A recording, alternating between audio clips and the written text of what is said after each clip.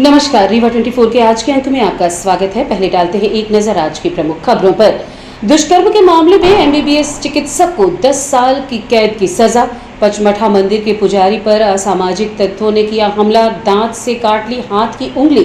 विश्वविद्यालय थाना अंतर्गत निराला नगर में चाकू की नोक पर युवक के साथ मारपीट व 10,000 की लूट। और रीवा के संजय गांधी अस्पताल के न्यूरो सर्जरी विभाग में लगाई गई अत्याधुनिक सूक्ष्म मशीन ऑपरेशन में मिलेगी मदद। इन खबरों को आगे हम विस्तार से देखेंगे। जिला न्यायालय में एक अहम फैसले के दौरान एमबीबीएस चिकित्सक को दुष्कर्म के मामले में 10 साल की कैद की सजा सुनाई गई है।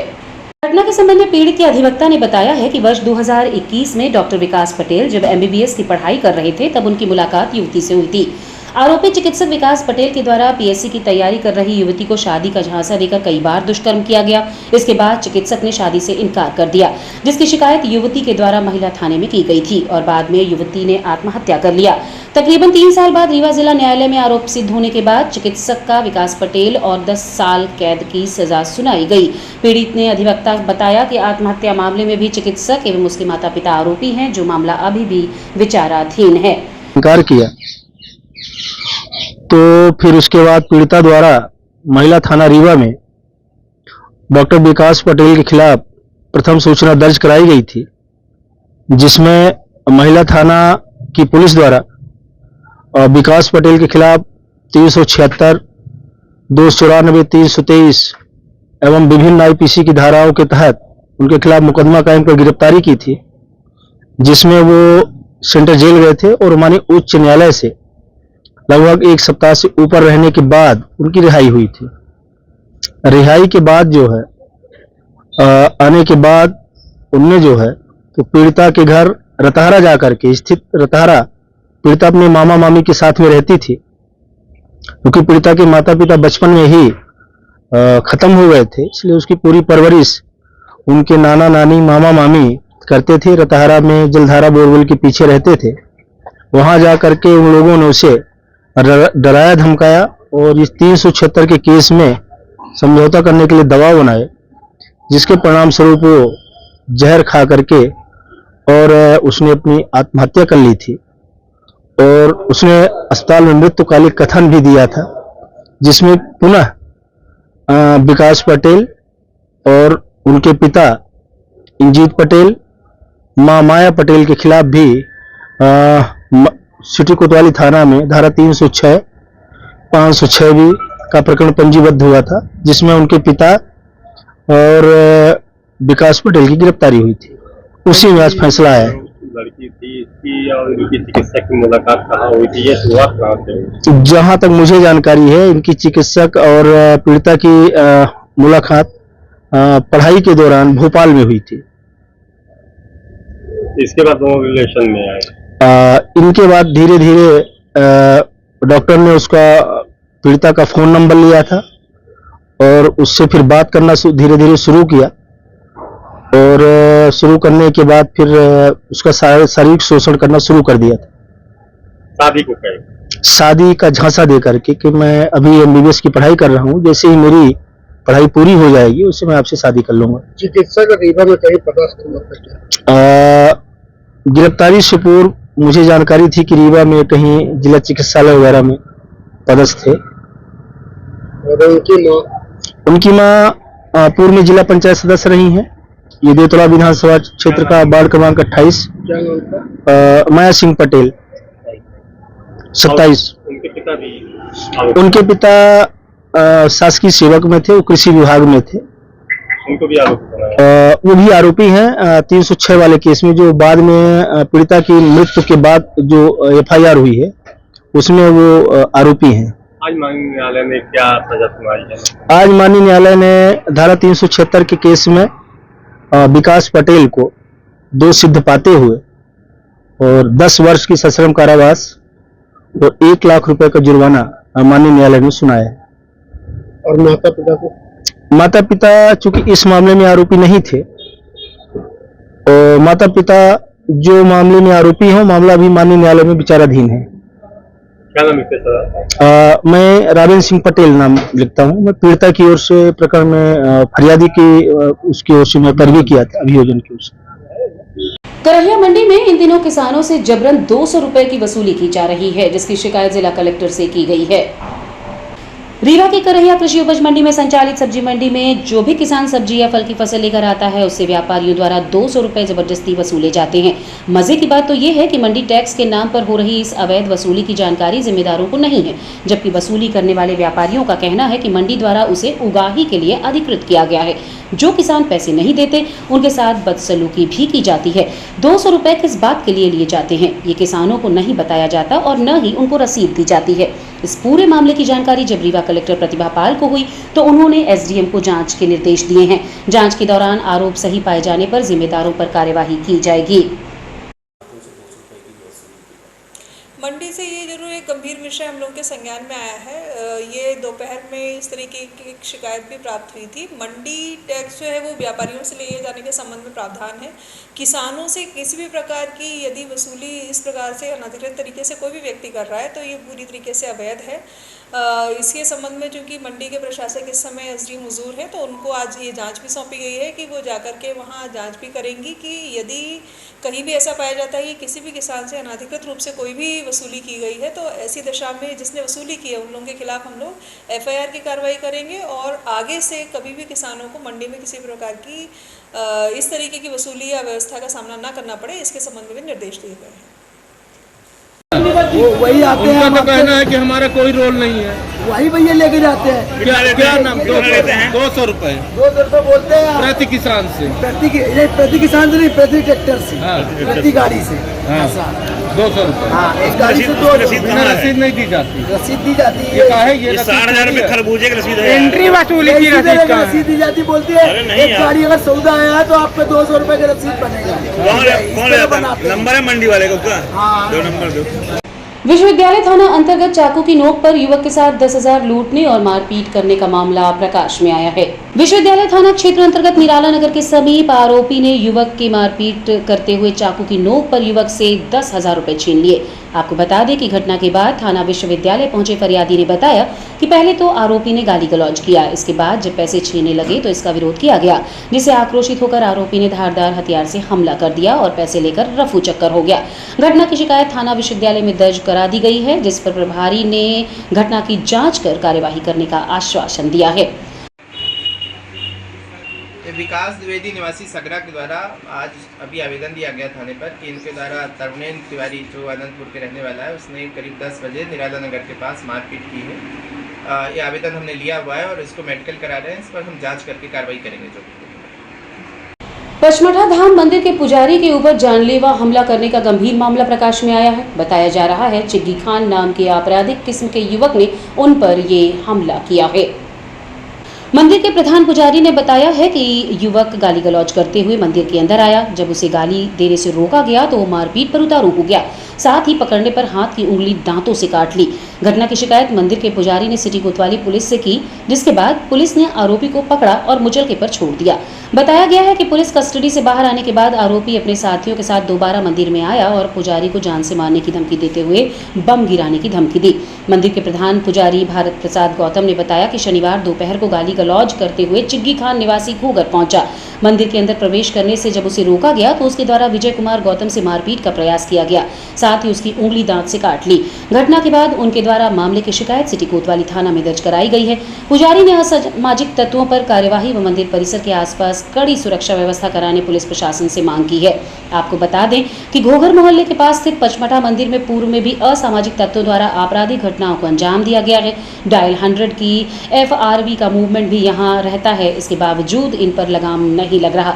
विदित हो कि घाट में असामाजिक तत्व देर रात तक बैठते हैं, वहीं चोरी की घटनाएं भी सामने आ चुकी हैं। पुलिस प्रशासन को चाहिए कि ऐसे बदमाशों पर कड़ी कार्यवाही करे, जिससे किसी भी अनहोनी से बचा जा सके। हाँ, यहाँ प्रधान पुजारी हैं जी। कैसी घटना हुई है यहाँ मंदिर परिसर में? यहाँ मंदिर परिसर में दिन भर ये सब बदमाश लोग पहुँचते हैं, कहीं यहाँ बैठेंगे कहीं वहाँ बैठेंगे और उनका सब उटपटांग काम रहता है। अब यहाँ कोई सुरक्षा व्यवस्था तो है नहीं और बीच में थी, मगर इसके बाद चले गए। चुनाव का समय हुआ तो फिर कोई नहीं आए। जौन इच्छा हुई वो यहाँ सब बदमाशी करते हैं और मना करने पर लड़ाई झगड़ा करते हैं। ये पचमढ़ में क्या सुरक्षा व्यवस्था की गई प्रशासन? सुरक्षा व्यवस्था हो गया, साहब लोग से अधिकारियों से बोले से तो लग गई थी गार्ड यहाँ। अभी वर्तमान में क्या स्थिति? अब ये समय जरूर नहीं है, कोई एक चौकीदार भी नहीं है। एक चौकीदार जी, और जो ठेकेदार है संबंधित उन्होंने भी कोई उसमें तो जो प्राइवेट भी लगे थे वो भी भगा दिया। ठेकेदार कौन है? ये शंकर कृष्णानी है यहाँ के जो ठेका मिला है उनको।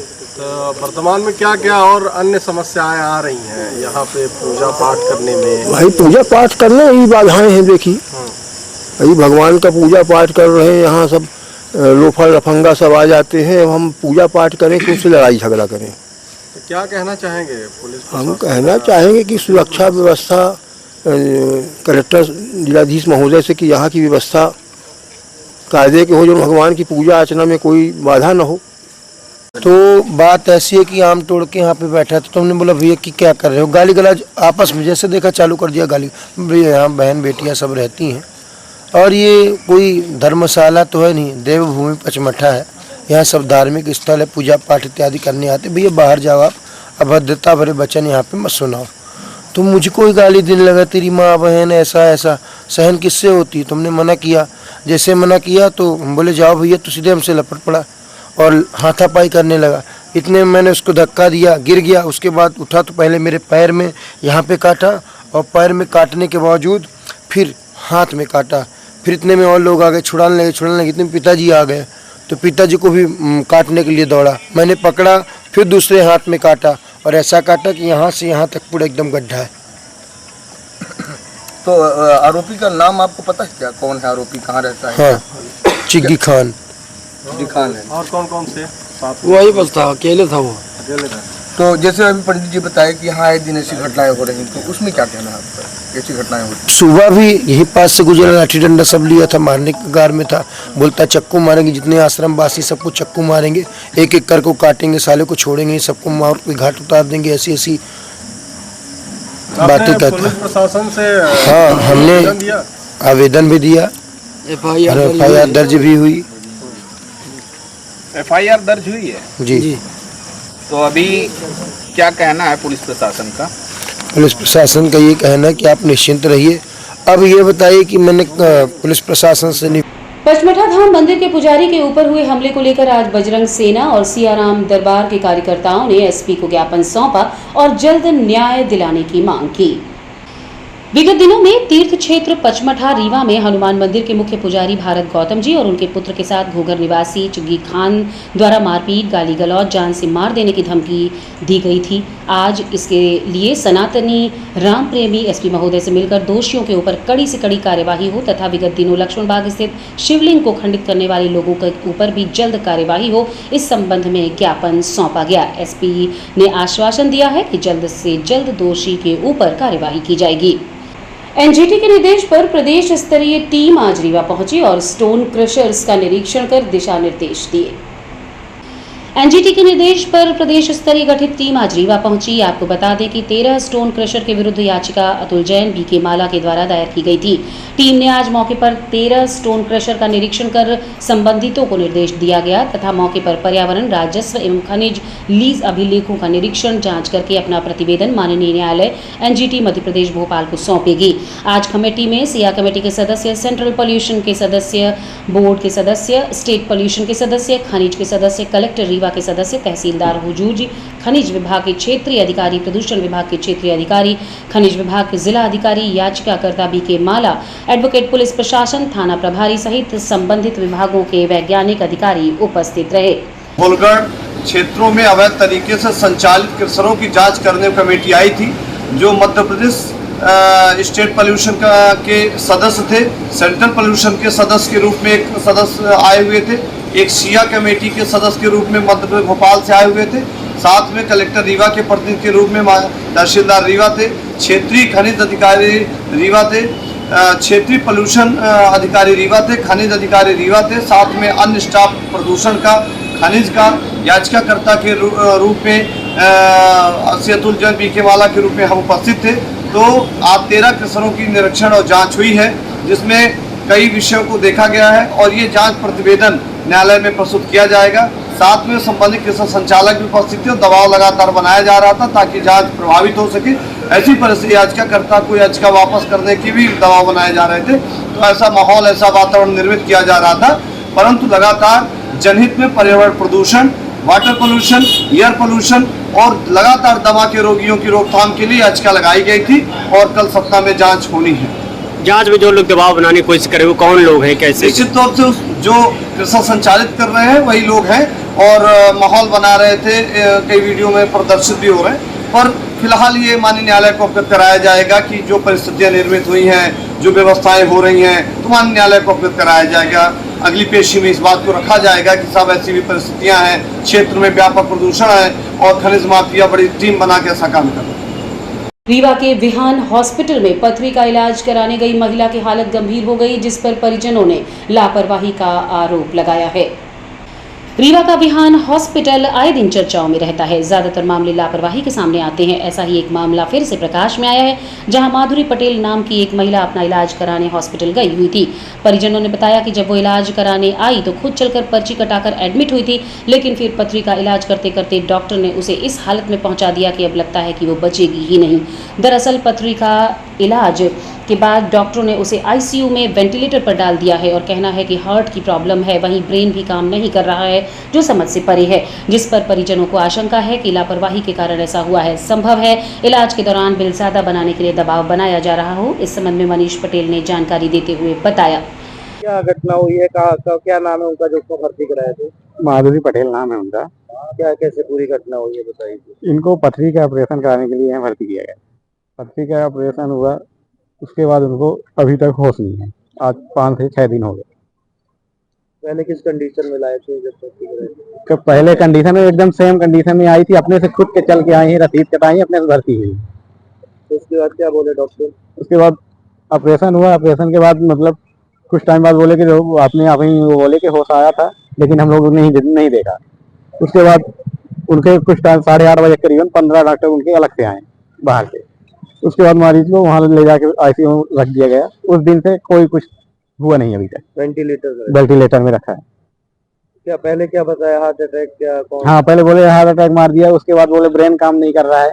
फिर बोले उसका चेकअप बाहर से डॉक्टर आ रहा है माइंड ब्रेन चेक करने, उसका भी कुछ इलाज नहीं हुआ अभी तक। पथरी के ऑपरेशन में ब्रेन और हार्ट से कैसे जुड़ा हो? वही तो मेरे समझ में नहीं आ रहा है। पथरी ऑपरेशन में कैसे ब्रेन और हार्ट से क्या संबंध? चिकित्सकों से कोई बात हुई आप लोग? चिकित्सक से राकेश पटेल, अरे राकेश जो सर हैं यहाँ के, हाँ वही डेड होने के बाद बता रहे हैं कि हार्ट अटैक हुआ है। उसके बाद बोले माइंड काम नहीं कर रही। अब क्या चाहते हैं आप लोग? अब हम ये चाहते हैं कि उसमें ये जो जैसा है उसको सुझाव दें आगे के लिए। मेरे पुलिस के जिस डॉक्टर ने, आशीष मिश्रा ने ऑपरेशन किया है, उसको बुलाया जाए यहाँ, वो अपना जो जैसा है तो बताए आगे के लिए। पूरा लापरवाही उनकी है आशीष मिश्रा। अभी FIR दर्ज करा रहे हैं आप लोग? FIR हाँ दर्ज कराएंगे। रीवा के संजय गांधी अस्पताल में नई सूक्ष्म मशीन लगाई गई है, जिसका लाभ जल्द ही मरीजों को मिलेगा। स्वास्थ्य के क्षेत्र में रीवा लगातार प्रगति कर रहा है। इसी कड़ी में आज संजय गांधी अस्पताल में नई अत्यधिक सूक्ष्म मशीन का उद्घाटन किया गया, जो चिकित्सा जगत में क्रांतिकारी बदलाव लाने के लिए तैयार है। ये मशीन संजय गांधी अस्पताल के न्यूरो सर्जरी विभाग में स्थापित की गई है, जिससे शल्य चिकित्सा प्रक्रिया यानी ऑपरेशन को और भी अधिक सुरक्षित तरीके से करने में मदद मिलेगी। मशीन अत्यधिक है और नवीनतम तकनीकी से सुसज्जित है। मशीन उच्च गुणवत्ता के मानकों का पालन करती है, जिससे चिकित्सा प्रक्रियाओं के दौरान किसी भी प्रकार की चूक की संभावना नगण्य हो जाती है। उद्घाटन अवसर पर अस्पताल के वरिष्ठ डॉक्टर सहित विशिष्ट अतिथि उपस्थित रहे। इस अवसर पर प्रमुख सर्जन डॉक्टर दिनेश पटेल ने मशीन के महत्व व इसके बारे में विस्तृत जानकारी दी।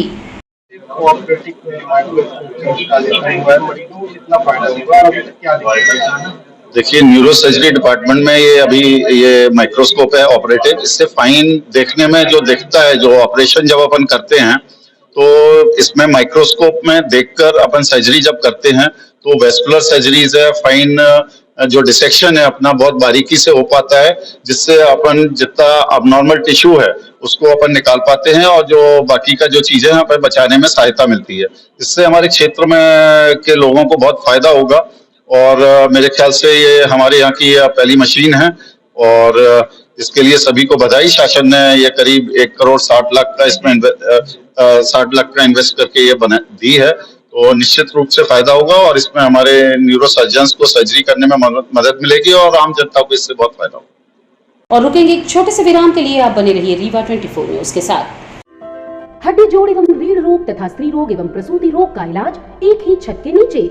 विघ्नहर्ता hospital and trauma centre, hotel landmark के पास, रतहरा, रीवा। डॉक्टर संतोष सोनी, पूर्व चिकित्सक, बॉम्बे हॉस्पिटल, मुंबई। हड्डी जोड़ एवं रीढ़ रोग विशेषज्ञ, छोटे चीरे एवं दूरबीन विधि द्वारा हाथ तथा पैर की हड्डियों का ऑपरेशन।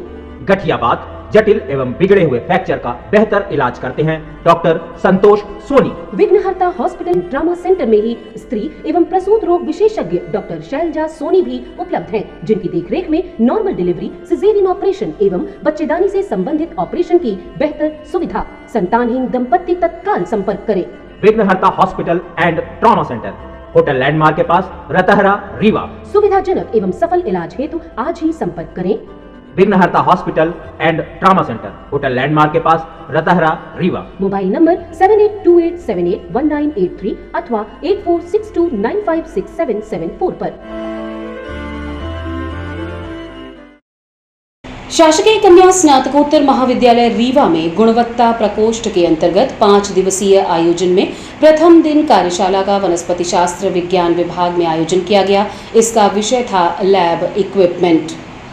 वर्ल्ड बैंक परियोजना अंतर्गत प्रदाय किए गए विभिन्न महत्वपूर्ण उपकरणों का संचालन, उपयोग एवं जानकारी पर आधारित कार्यशाला में विभिन्न महाविद्यालयों के कोलैबोरेशन में आयोजित किया गया है। इस कार्यशाला के मुख्य अतिथि पूर्व प्राध्यापक डॉक्टर SN द्विवेदी ने कहा कि अगर उपकरणों के ऐतिहासिक क्षेत्र को देखा जाए तो विभिन्न वैज्ञानिक कम संसाधनों में बड़ी उपलब्धियां हासिल कर रहे हैं। किसी भी रासायनिक प्रयोगशाला में ठोस, द्रव या गैस अवस्था में अनेक प्रकार के पदार्थों के साथ प्रयोग करने पड़ते हैं तथा विभिन्न प्रयोगों के साथ विशेष प्रकार के उपकरणों को जुटाना पड़ता है। वनस्पति शास्त्र विज्ञान की विभागाध्यक्ष डॉक्टर राजश्री पांडे ने विषय प्रवेश में कहा कि प्रयोगशाला की विधियों में समय समय पर परिवर्तन होते रहे हैं, अतः कम मात्रा में पदार्थ लेकर काम करने के लिए सूक्ष्म उपकरणों का जैसे सूक्ष्म बीकर, सूक्ष्म ब्यूरेट, सूक्ष्म मापी तुला आदि का प्रयोग होने लगा है, जिनकी सहायता से हम कुछ मिलीग्राम पदार्थ से अनेक क्रियाएं कर सकते हैं। ऐसे अधिकांश उपकरण अधिक मात्रा में पदार्थ लेकर काम में आने वाले उपकरणों के लघु रूप है। इस कार्यशाला में डॉक्टर रोशनी कचेर ने PCR के बारे में बताया एवं डॉक्टर ज्योतिलता सिंह ने हॉट एयर ओवन इंक्यूबेटर के संचालन की जानकारी दी। इस कार्यशाला में विभिन्न महाविद्यालय से बतरे हुए अतिथि प्राध्यापक doctor Aarti Tiwari, doctor Ved Prakash Tripathi, doctor Kirti Srivastava, doctor Shweta सहित कार्यशाला के आयोजक doctor Sonu Ragi, doctor Rahul Rupesh Dwivedi, doctor Umesh Mishra, doctor Anamika Singh, doctor Karuna Shankar Mishra सहित उपस्थित रहे। उससे उपकरण आ रहे हैं, लेकिन जब से विज्ञान का प्रादुर्भाव हुआ इस प्लेनेट में, पृथ्वी में, तब से उपकरण उनके साथ चलते हैं। बिना उपकरणों मेल्ट हो जाते हैं। तो ये एक स्टेप हमने नेचर से अपने यहाँ एडजस्ट किया मशीन में, क्योंकि वहाँ वो काम एंजाइम करता है और हमारी मशीन में एकदम हाई टेम्परेचर करता है और डबल स्टैंडर्ड। और रुकेंगे एक छोटे से विराम के लिए। आप बने रहिए रीवा 24 न्यूज के साथ। Pentium Point Group of Institutions, a key to success. जी हाँ, Pentium Point Group of Institutions, जहाँ पर आपको मिलते हैं BA LLB 5 year full time programme, LLB 3 year full time programme, Bar Council of India से मान्यता प्राप्त हैं। MBA के 2 year full time programme AICTE new Delhi से मान्यता प्राप्त हैं। Pentium Point College of Pharmacy, D pharma 2 year full time program PCI New Delhi द्वारा मान्यता प्राप्त। पेंटियम पॉइंट टेक्निकल कॉलेज में स्नातक व स्नातकोत्तर की सभी पाठ्यक्रम संचालित हैं, जिनमें प्रवेश प्रारंभ है। हमारा कॉलेज कोड है P500।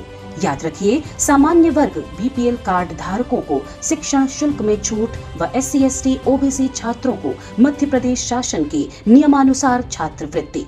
आप संपर्क कर सकते हैं हमारे हेड ऑफिस में, जो है हेडगेवार नगर, रेडियो कॉलोनी के सामने, रीवा, और कॉलेज कैंपस में, जो है करहिया सिमरिया रोड और हरदी सिमरिया रोड, रीवा में। अधिक जानकारी के लिए हमारे फोन नंबर पर संपर्क कर सकते हैं। हमारा फोन नंबर है 07662438035। मोबाइल नंबर पर भी संपर्क किया जा सकता है जो है 9992084439।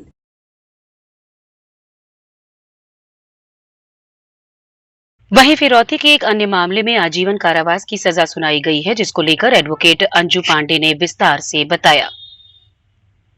मामला इसमें ये है कि अभियुक्त गण जो है संत बहादुर उर्फ लाला को, जो 22/7/2018 को अपनी बहन के यहाँ आया हुआ था सीधी से रीवा, और वो 23/7/18 को वापस जा रहा था अपने वाहन निशान टेरानो से, तो गुड़ थाना क्षेत्र अंतर्गत मोहनिया घाटी के पास अभियुक्त गण, जो कि अपनी सफारी वाहन से थे और पुलिस की वर्दी में थे, उतर कर उसको रोक लिया और ये कहा कि हमें तलाशी करना है, और ऐसा करके उन्हें फिर मारपीट करके अपने वाहन में बिठा के और अपहरण करके ले गए बिहार।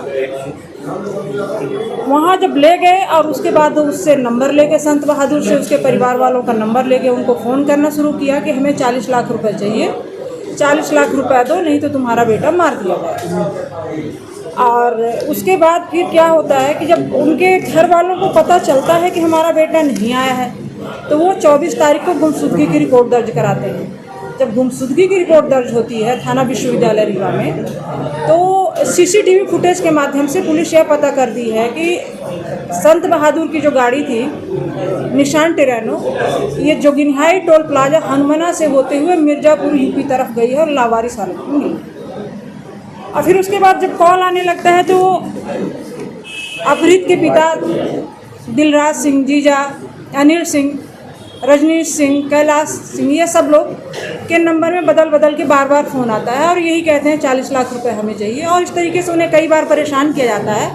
फाइनली क्या होता है कि बिहार में पकड़े जाते हैं ये सासाराम पुलिस थाने के अंतर्गत, और वहाँ की पुलिस इनको पकड़ के और फिर गिरफ्तार करके जब ये पाती है कि ये खुद बताते हैं कि हमने कहाँ पे रखा है लाला, तो संत बहादुर को जाके वहाँ पे बरामद करते हैं और बरामद करके जब यहाँ पे लाते हैं और वो पूरा विवरण देता है। विवरण में वो बताता है अभियुक्त गणों का नाम। इनमें से कुछ अभियुक्त गण फरार हैं और जिनका ट्रायल चल रहा था, तो बलविंदर उर्फ राजेश सिंह, पिता तापेश्वर सिंह, आयु 52 वर्ष, निवासी ग्राम परौधी, जिला औरंगाबाद, बिहार का था, और नारायण लोहार, पिता छगललाल लोहार, आयु 34 वर्ष, निवासी नानक नगर, गली नंबर 2, भंवरकुआं, इंदौर, मध्य प्रदेश का था।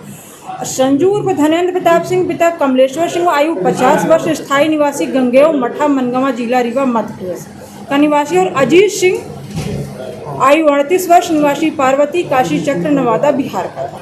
इनका माननीय न्यायालय द्वारा ट्रायल किया गया और ट्रायल माननीय प्रवीण पटेल के न्यायालय द्वारा इनका ट्रायल किया गया, और ट्रायल करने पर इनको जो है तो 364 ए में आजीवन कारावास, दोहरा आजीवन कारावास एवं 5-5 हज़ार रुपये के अर्थदंड से दंडित किए गए।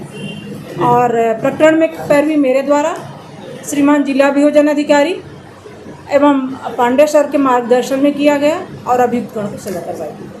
रीवा शहर में भगवान चित्रगुप्त की शोभा यात्रा धूमधाम से निकाली गई। इस दौरान मानस भवन प्रकटोत्सव कार्यक्रम का आयोजन भी किया गया। भगवान चित्रगुप्त के प्रकटोत्सव के शुभ अवसर पर मंगलवार को चित्रांश परिवार समिति द्वारा मानस भवन में भगवान चित्रगुप्त का प्रकटोत्सव धूमधाम से मनाया गया। इस अवसर पर भगवान चित्रगुप्त की विधिवत पूजा की गई। इसके बाद शहर में भगवान चित्रगुप्त की भव्य शोभा यात्रा भी निकाली गई।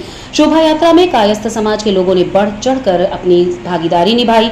ये शोभा यात्रा शिल्पी प्लाजा से होते हुए प्रकाश चौराहे, घोड़ा चौराहा, साई मंदिर, मनकामेश्वर नाथ शिव मंदिर होते हुए लगभग 7 बजे मानस भवन पहुंचकर समाप्त हुई। इसके अलावा चित्रगुप्त मंदिर में भी प्रकटोत्सव कार्यक्रम का आयोजन किया गया, जिसमें शहर के सभी चित्रांश बंधुओं द्वारा भगवान चित्रगुप्त के प्रकटोत्सव के शुभ अवसर पर चित्रगुप्त मंदिर उपरहटी में 14 मई गंगा सप्तमी को सुबह 11 बजे पूजन और हवन कर धूमधाम से मनाया गया। जी, सबसे पहले तो मैं सभी को, नगर वासियों को, सभी चित्रांश बंधुओं को भगवान चित्रगुप्त के प्रकटोत्सव की बधाई देना चाहता हूं। उसके बाद मैं आपको बताना चाहूँगा कि आज हम भगवान चित्रगुप्त के प्रकटोत्सव के शुभ अवसर पर उनके जन्मोत्सव के शुभ अवसर पर एक भव्य शोभा यात्रा का आयोजन कर रहे हैं। उसके साथ ही शोभा यात्रा जब हमारी संपन्न होगी तो हम ऐसे प्रतिभावान छात्र जिन्होंने मंडल परीक्षाओं में या किसी भी विशेष क्षेत्र में उत्कृष्ट प्रदर्शन किया है, हम उनका सम्मान करेंगे। और हमारे समाज के जो वरिष्ठ समाज सेवी हैं 80 वर्ष से ऊपर के, उनका हम सम्मान करेंगे और सम्मान समारोह पश्चात हमारा ये कार्यक्रम संपन्न होगा। ये आज रैली हमारी प्रमुख मार्गों से होते हुए मानस भवन से प्रारंभ होगी, शिल्पी प्लाजा, प्रकाश चौक, स्टैचू चौक, बैंकट भवन होते हुए वापस शिल्पी प्लाजा पहुंचेगी। सांस्कृतिक प्रोग्राम में केवल भजन संध्या है। जब रैली से वापस आएंगे तो सम्मान समारोह होगा जिसमें अपन छात्र छात्राओं का, उत्कृष्ट प्रदर्शन करने वाले बच्चों का किसी भी क्षेत्र में रहे हों उनको सम्मानित करेंगे। 80 प्लस के जो उम्र के पुरुष महिला हैं उनका सम्मान करेंगे। इसके बाद भजन संध्या होगी, भोजन प्रसाद ग्रहण और हमारे कार्यक्रम का समापन होगा। आज की खबरों में बस इतना ही। नई खबरों के साथ कल होंगे पुनः उपस्थित। अब दीजिए इजाजत। नमस्कार।